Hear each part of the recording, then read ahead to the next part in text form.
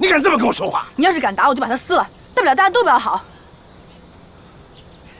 行，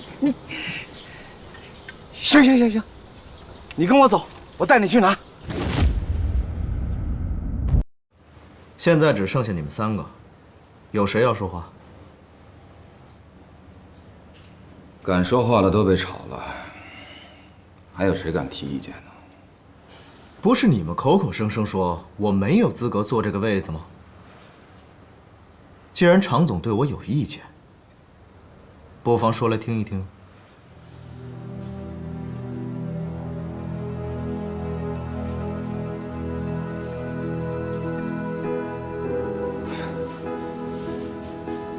我对顾总没有任何意见。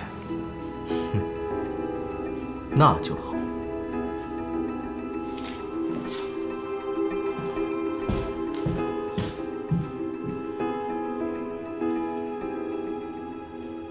我就住这儿。哎，这门怎么开了？这怎么回事？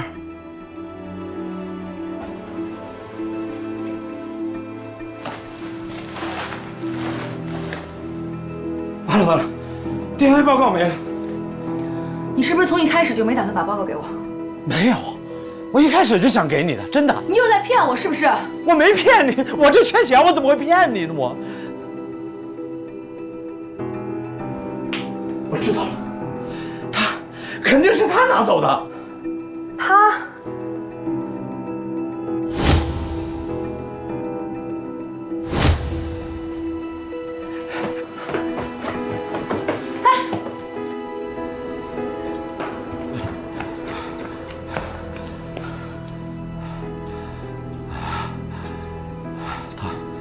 肯定是他拿走的。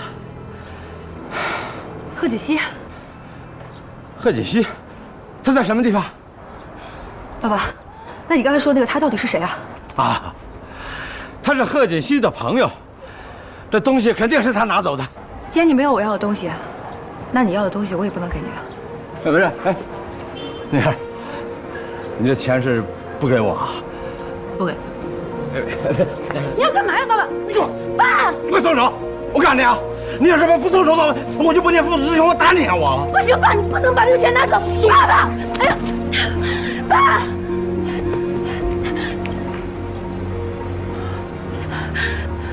爸！